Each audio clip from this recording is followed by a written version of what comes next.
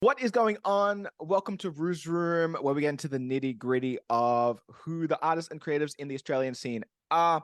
I am Ruu, aka the Culture Black Kid, and today we have Devaura. She is an Ivorian-Nigerian artist, born in New Zealand, currently posted up in Sydney. Her debut single, Deeper Waters, released in June this year, caught everyone's attention, and she has since been grinding, also featuring on Yawdoesitall's hit Doofenshmirtz with what I believe is a new joint dropping real soon, real soon, at least, according to quiet. Let me do this intro. With a new joint dropping real soon, at least according to our latest IG post. Devaura, how are you doing? And not like a quick DM thread to plan our next game night. How you doing? Like for real. How are you doing? I am good. I am excited and I am hot. It is very hot. And yet we two black people in all black right now. So listen, black will always be my wardrobe. I don't give a damn. Let it be a funeral, a birthday, a wedding. I'm gonna wear black. I don't give a damn. Okay. Relatable. I'm wearing black forever. Now that the formal bio is out of the way, kind of, Devaura is one of my favorite people out here. Screw the music, like, period. I first heard about you from our mutual friend TAWANDA in a session that me and him had at the top of the year. He was just, snitching on you, showing a couple of your demos.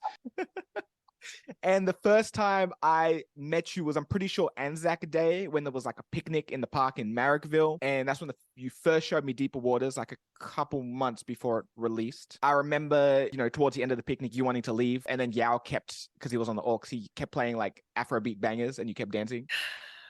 That's like the only way to get me to stay somewhere.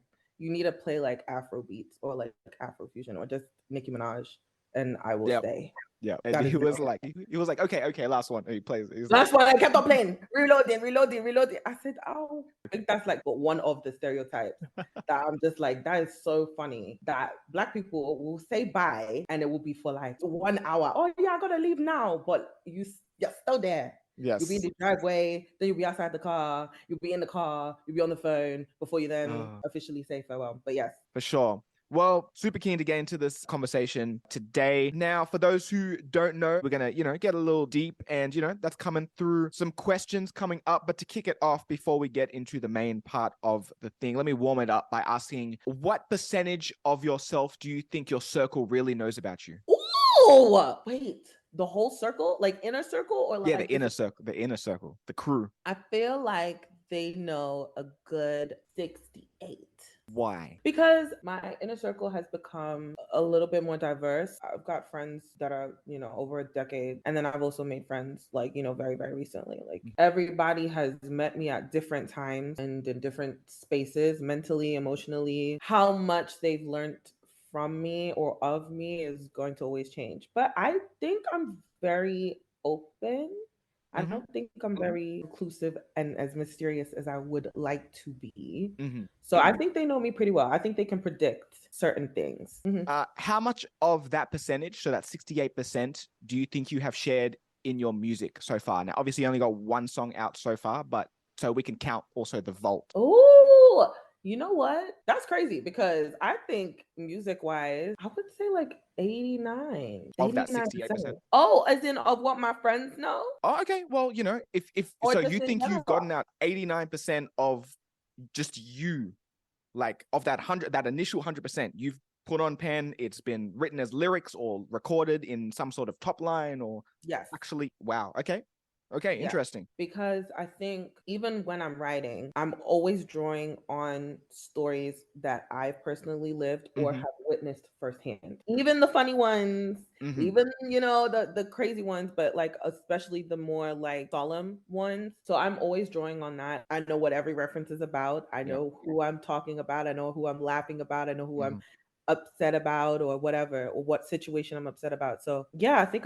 I've shared a lot more about my own experiences through music than I have in sit down conversations with my friends. Right. Because you get to be more creative and you can be like, smart about your words. And so yes, I'm open about it a lot more, but not it'll probably fly over a bunch of people's heads if they don't really know. But that's what the beauty of like writing and stories are, because whether you relate to it 100% or not, you definitely gonna, we're all human, so you're gonna find some aspect of it that hits you, and you just go from there. A cliche question alert, but do you see music as like a therapy? With my own music, it's definitely like cathartic to get it out, because you have to be so intentional, or at least I try to be very intentional with what I'm writing and how I say it, and even in delivering performance. And you've seen me, perform We've and had stuff. multiple conversations about Yes, so that. Yeah. you know how I get about that. I'm very like, I need to know exactly why I'm saying it. I find a lot of soothing, or like in terms of my soul and stuff.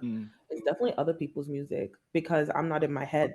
Then I don't have to unpack what's in my head through my own words. I get to find out that somebody else has experienced that, Yeah. or is putting words to an experience that I didn't think I could find words to. And I think that's just like, that's what's therapeutic about music for me. That even words, like even music with, or songs with no words in them, just the movement and progression of like, I love it. I didn't study music. I don't, I don't know nothing about you tell me legato, staccato, I don't know anything about it. Yeah. But I know how music makes me feel. For And sure. I know that I like it. It's a universal language. 100%. Well, what we're about to do now is a little show and tell. It's, taking it back to primary school days. And I'm going to ask 5 questions of Devaura, and she has hopefully got some items with some stories behind it. If not the item, maybe just the story itself, which I will appreciate as well. But Okay. let's get into it as Devaura stressfully looks around her room. So, first question: what is something that represents who you are as a person? I think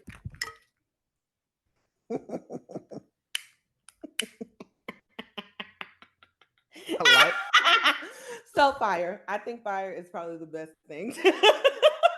that needs to be a gif of you just laughing with the fire, the lights. Just like, I feel like, no, fire is definitely me. I'm an Aries sun, Aquarius moon, Capricorn rising. For anyone that I don't know knows what any of that stuff means. Half the time I don't either, but that's okay. But I think fire, because fire is reflective of how you use it. If you use fire to cook, great. If you're negligent while you're using fire to cook, guess what? You burn stuff.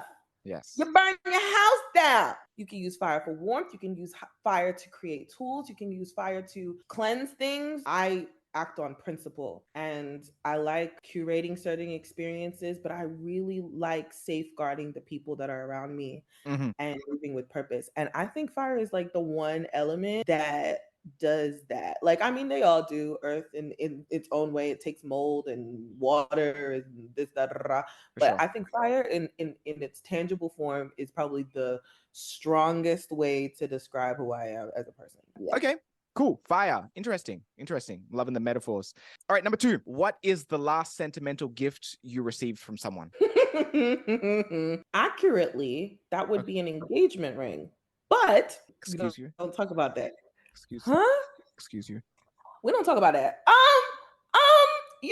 Everybody's time is probably the most accurate. It's the most intent. Like, I don't have that ring anymore, but in terms of what I still have and still cherish, and as a gift, I think has been everybody around me's time and effort, and just being so intentional about being a part of my life. I think that's something that I don't think I will ever be able to repay the people in my life for, ever. I try every day, but that's probably the only real sentimental gift I've ever gotten from people. Don't get me wrong, I get gifts and stuff, but in terms of like, remember me and cherish me as a person, it's definitely been the acts of service, the kindness, and just quality friendship that I've been able to build over time with people. Are you a believer of you get to choose your family? Yes, because I don't have a lot of biological family that I'm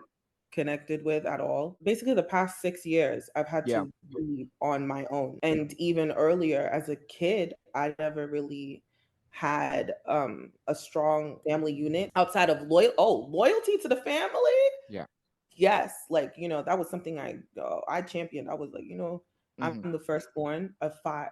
Oh my God. Yes, five. Okay. Five of my siblings. I'm the firstborn, and we're all girls. So like, Mhm. I understand family and safeguarding that, but I didn't necessarily grow up in the most stable of families Mhm. or household. When I was out in the world and doing what I needed to do to literally survive, I think the traditional idea of family and safeguarding that does not apply to everybody. It can be a very twisted lie that people hold on to their own detriment. And Mhm. glory be to God, and shout out to people who do have those things, and you should cherish that. You should, safeguard that with all your life For sure. and all your effort. But I don't believe in that traditional aspect of the traditional idea of family. I don't think it serves everybody, especially when half of these people didn't plan, y'all.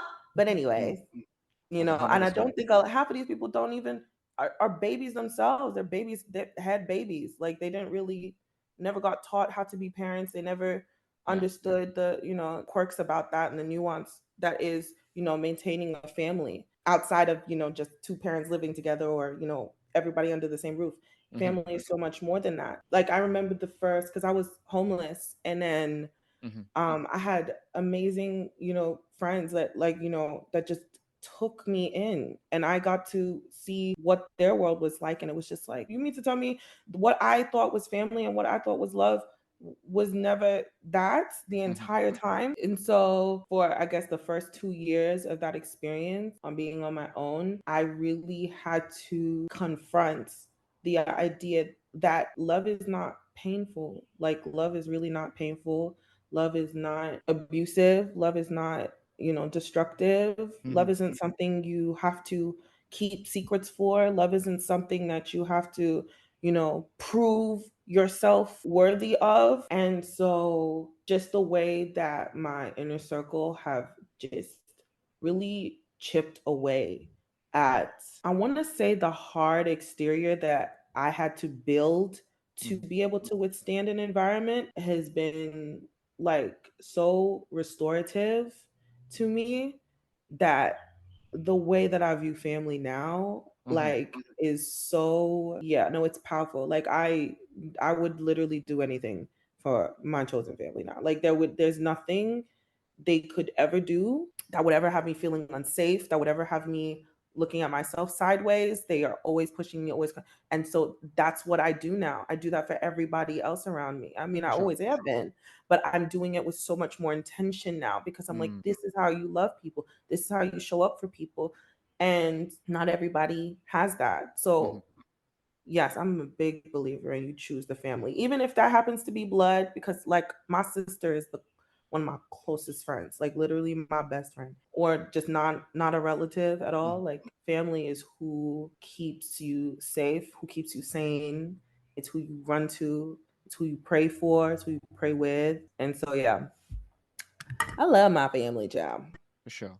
All right. Question 3. What is the first most important piece of equipment you have ever bought or received? My laptop that I'm literally using right now, even That though you're looking at right the now. goddamn quality is horrible with the camera and stuff. This was my gift to myself. Mm. First, no, second year of uni. Oh, And nice. so I got it and I did what I needed to do, What is the and it's laptop? just been rocking with me. It's a MacBook Air Mhm. 2018, 2019. It's not 2020 because I was in COVID. Yeah, it was a 2019. It 2019. was on my birthday. Yes, Oh, it was a 2019. and you said you got it for uni. What did you study? Psychology and social sciences with a double major in sociology and child development. Nice. And how do you feel Sub like you're major in using child that development. now, if you are? Every single day with work, my actual 9 to 5, because not everybody. Yeah. No. uh, Yeah. my actual 9 to 5. Also in recovery for myself and Mm. the way that I relate with people, and sometimes having to step back from a situation and just realizing like, oh my God, this could have been this, or even sometimes just predicting. I actually think humans are very predictable. So it's definitely given me the terminology for Mm. things that I've experienced and things that I've witnessed. It's given me a lot more confidence in certain conversations about certain topics, especially Mm. like with safeguarding the safety of vulnerable people and marginalized communities. Mm. Yeah, yeah. I like it's one thing to be like, I feel very uncomfortable and I feel like I don't know what I'm feeling and I don't know, it just, and then realizing, oh, hey, it's homophobia. It's, colorism. Yep, It's yep. racism. It's, you are born in a certain socioeconomic status and you were a part of immigration and this, that, and the third, and understanding how suburbs in Australia work. Do you feel like it has also come in handy now that you're, becoming more present in this scene and, sniffing out who is like, all right, they actually seem genuine to, collab with or work with as a artist, producer, engineer, or who's just being like, yeah, no, you're full of it.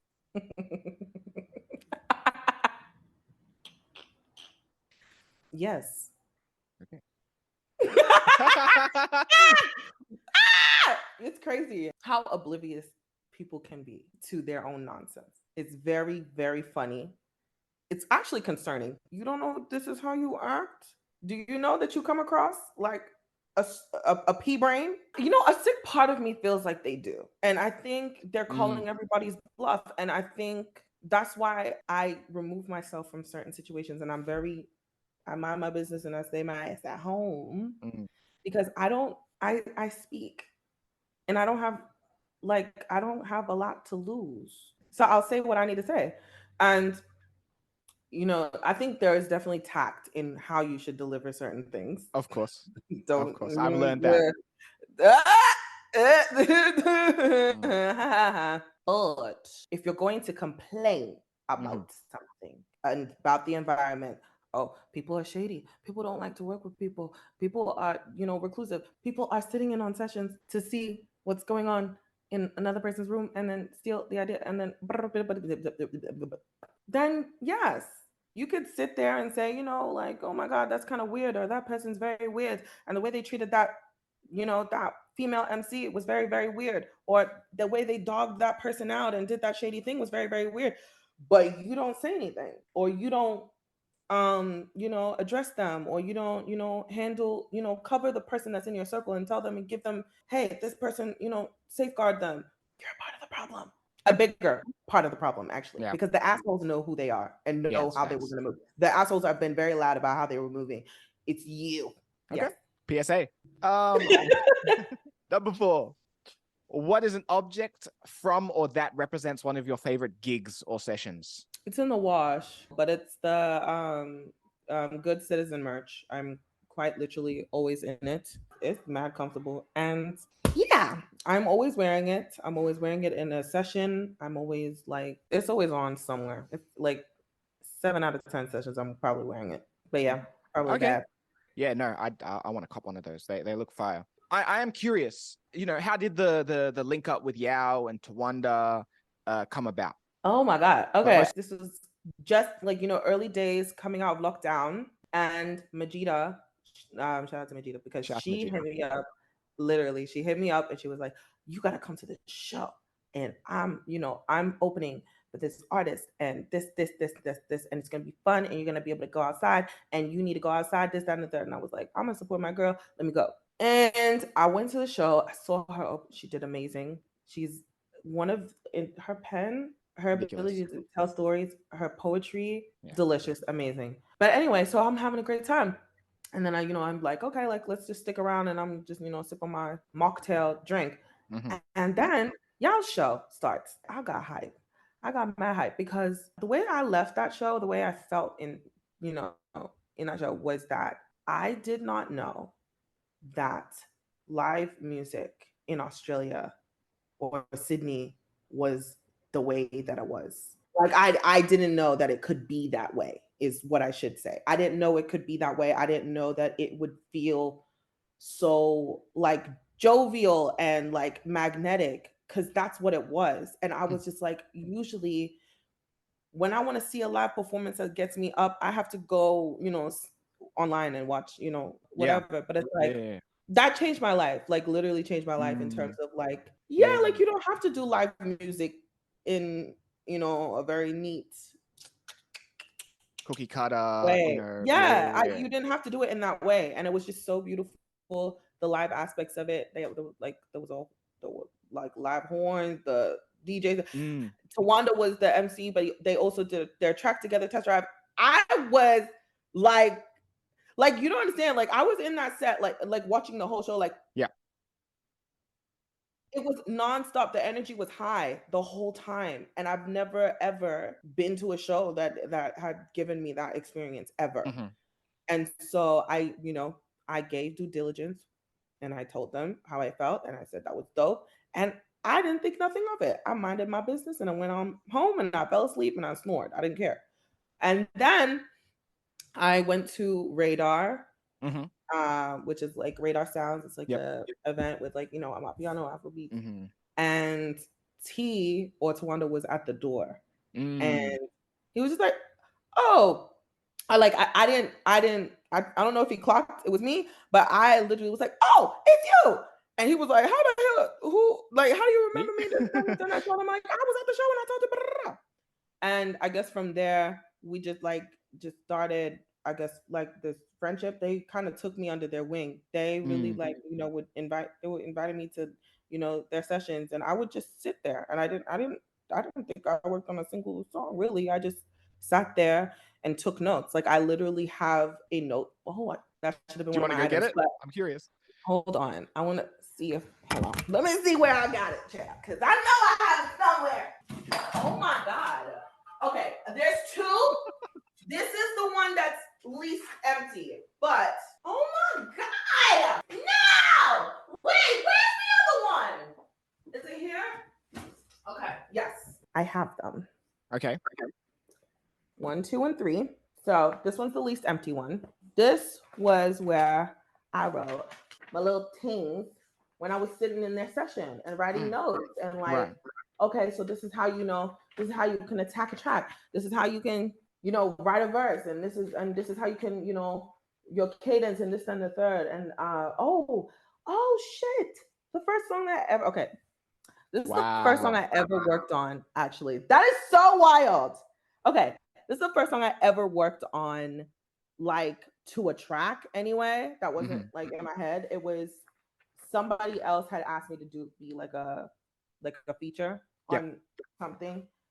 And had actually given me the track, like, go and practice on, I know you want to start doing music and whatever, or just, get comfortable writing and expressing yourself. And that's what I did. But anyway, that's not the point. They really took me under their wing. They're really both like my mentors. Anything that I know is because of them. In terms of wanting to work hard, wanting to learn how to get things done, is because of them. They really treated me like a little sister, and I will forever be grateful. But that's basically how the crew started. It didn't really it wasn't like a plan or anything. I guess they asked me to be around, and I stuck around, and now you're here. It is what it is. Yeah. 3 years later, here we are. Yeah, no, that makes sense. That makes sense. I got one more story regarding Yaw and T, just a quick one, and it's because you brought up Test Drive, because it's so funny. It makes me so I love mad. that song. I love that back and forth. It's a great song. It's such a great song. But in this moment, I was so upset. I did the second birthday for Swanky. The way I constructed my set was like super chill. Like there was no hype songs on it at all, because I was like, okay, the setting, it's like outdoors, it's nighttime. Big mistake. I do my set and I'm like, okay, cool. I'm on the thing. And then Yaw and T just rock up just halfway through the gig, pretty much like slide the instrumental to Test Drive to whoever was DJing. And then they just start performing and everyone was going crazy. And I'm like in the back, like, what just happened? What am I looking at now? It made me so bad. That moment inspired me to be like, all right, screw this. I need to write more hype songs for my live performances because I'm sick of having these boom bap chill instrumentals that no one cares and there's no one's hype about. So that's crazy. The way that Tawanda and Yaw could steal a show is like, what the fuck? It's disgusting. So I hate them so much. Like every time I'm like, so it's like, nah, like, yeah, like you gotta go in. And that's why I feel the way that I feel about music and like live performances. I have a lot of other influences for sure. But in terms of like tangible people that are in my life, they really, really, really highlighted the importance of knowing what the hell you want to do in a show or in a performance, period. Because sometimes I'll attend something and I the music is great, and then I'm just Yeah. you don't care. You 1 clearly minute don't in, and care. you're like, oh, okay, yeah, I get this. Like, I guess it's so lackluster. It's so Mm, boring. It's so yeah. like, okay, you can rap, you can sing. That's great. I would hope so. Yeah. If you call yourself an artist, I would hope so. I would hope you can do those things. But you didn't curate an experience. You are an underground artist, an independent artist. Yeah. Music is not the only thing that's paying your bills yet. You are Literally. half-assing Yeah. a show that I may or may not have paid $25 to attend. I don't give a damn.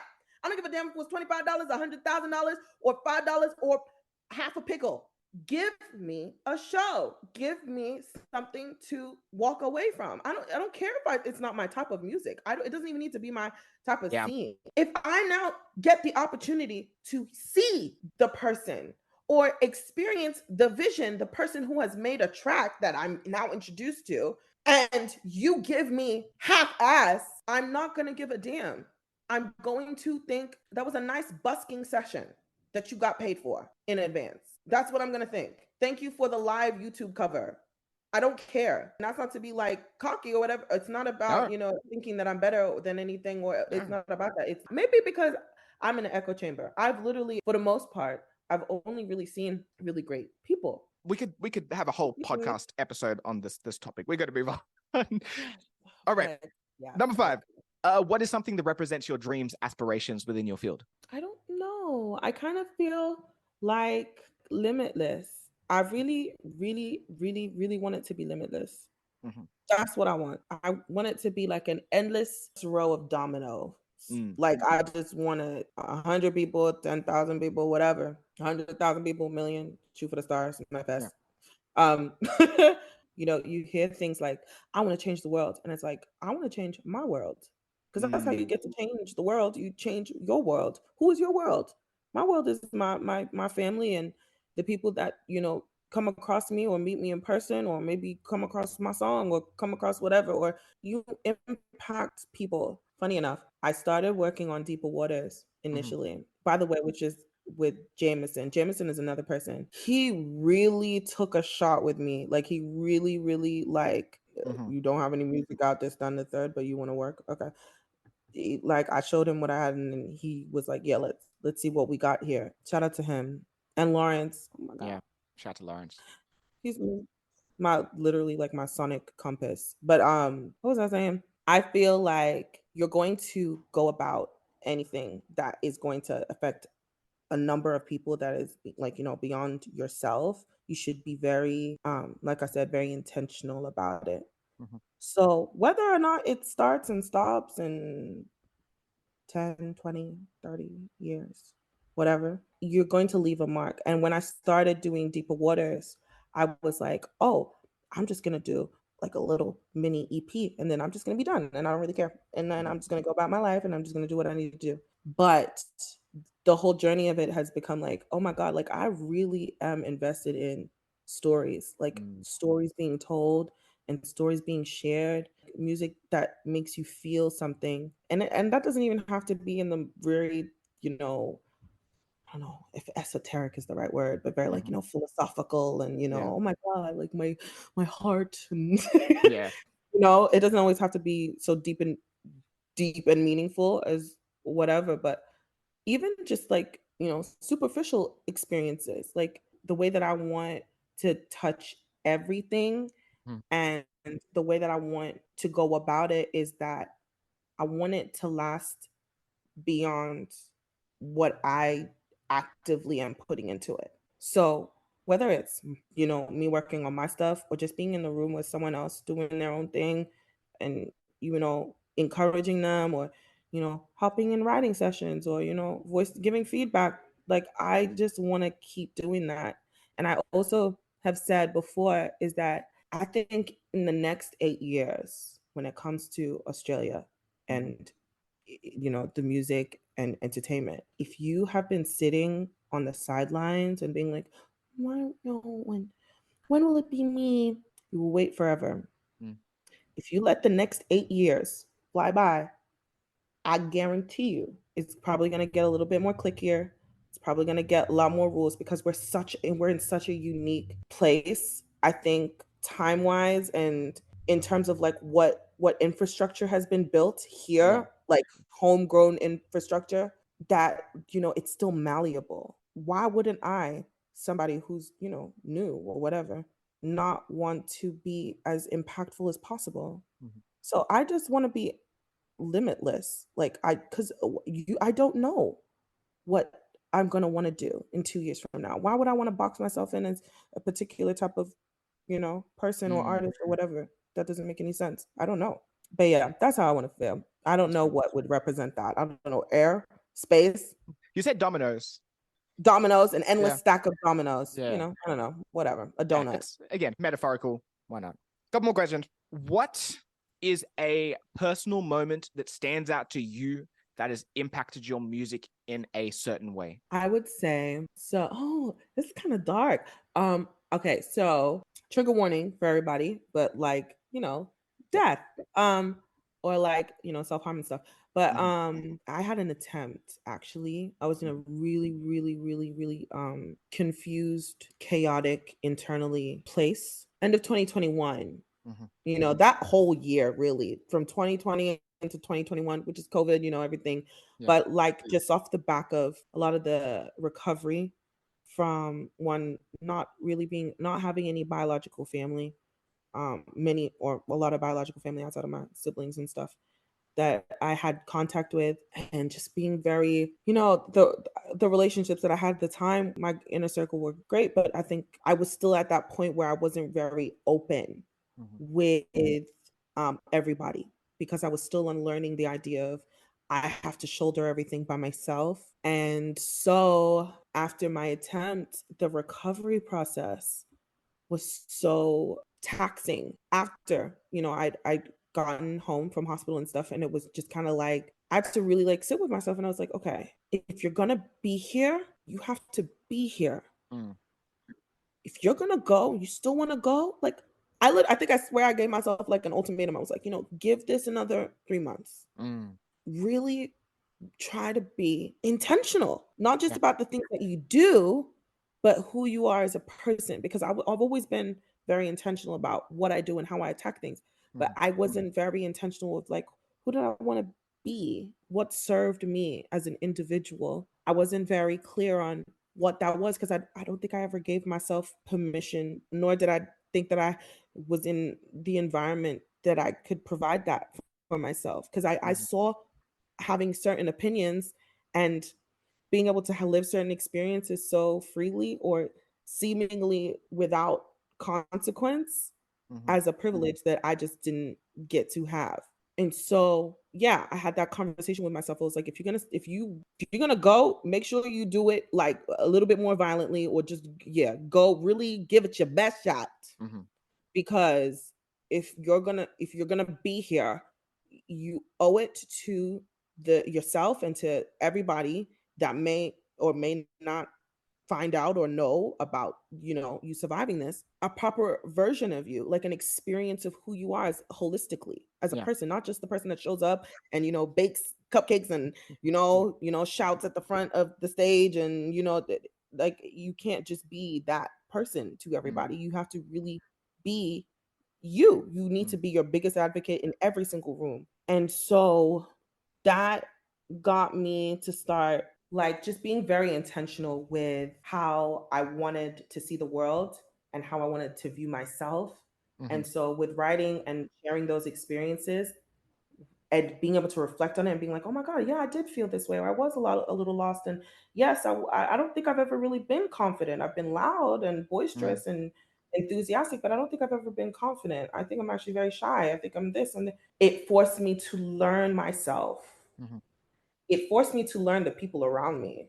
I think I've just been observing people. I think a lot of the anxiety that I had internalized, and a lot of the, that really started to overwhelm me, was like, oh my God, how can I show up for this person? And, who does this person think I am to them? And how do they show up in my life, and what do they do? How do you interact in certain spaces? How do you do this? And being able to learn and actively participate, oh my God, I think it forced me to put words to certain experiences. And I think that whenever you listen to a track from me, you're going to feel that. If you read the lyrics, not everything's going to be, hurt and grief and everything like that. Because I've definitely lived that life, but I've also I've seen really funny things. I've seen really hilarious things. And there should be duality to that, because that's just normal and that should be felt in what you're sharing with people. And so I would say that I think the recovery process of that attempt, yeah, like it really forced me to write my own Bible in a way. I'm actually very grateful for how that sequence of events has turned out for me, because not everybody comes out on the other side feeling like the way that I feel or can talk to themselves with that way. And I don't encourage anybody to talk to themselves in any particular way. When you're going through that. But that was the voice that I needed to hear at the time. It just expanded my ability to like love life and appreciate life more, and to want to share that with other people. Like, I'm not stingy with the life that I choose to live now. Like, I'm not at all stingy with my time sometimes, but I'm not stingy with life as, as a concept. Like, I'm as an experience. I want everybody to be able to feel the things that I feel and come out on the other side, and have their own conclusions about that and feel emboldened to share that with other people. Nah, I appreciate your testimony. Yes. Because again, it's something that, a lot of people need to hear and, sit down and be like, all right, what's up? Yeah, I thank you so much. I appreciate you so much again for not just, the fun parts and the laughs, but also, the more serious moments and, the keeping it real, the, people need to check themselves or, take a moment to reflect and stuff like that. But yeah, what is happening in your life right now? What's coming up? Releases, other things. Oh, this is the red carpet. Oh, oh my God. There was actually a lot. Okay. First would be ketamine. No, I didn't mean to say the name. But it's rewind. okay. Rewind. No. I can cut that. No, that's okay. That's fine. But yes, I have a really, really, really, really fun track coming up very, very, very, very, very, very soon-ish. I will not say who's on it just yet, because I don't know when this is going to come out. But the chemistry, delicious. The bars tickle me so much. It's a quotable song. I think, like, it's such a good track. It's good. I've literally had to like make Snapchat stories of myself talking to myself about the track. Like, can't tell anybody just yet. You gotta make sure that everything started first, and then you can tell people. But it's so good, and don't put any snippets out, except for this week. I decided to do that. Yeah. But that's the point. It's a really good track. It's really fun. I'm performing. I'm opening for Awa on the 2nd of November. And it's gonna be at Wayward's Bar in Newtown, and it's going to be the most fun, iconic, shake the room experience. And you should go. I think everybody should go. I think it'll be fun. And I think it's just good to support the scene. And half of y'all are always in Newtown anyway, so you might as well pop through. So I think it'll be fun. I'm nervous, but I'm really excited because there's gonna be some new songs, unreleased songs, that besides ketamine, that I'll be able to show. Yes, there's a couple more tracks that are coming out in the not so distant future. That I'm also actively working on. So it's really exciting. Thank you so much, Devaura. Where can the people find you at? Everywhere is Devaura.fm. Yes, Sweet. like DEVAURA.fm, or just Devaura, DEVAURA. Dope. Thank you so much. I, again, have been Ruu, aka the Culture Black Kid. This is Ruu's Room. Catch you next time. Peace. Bye.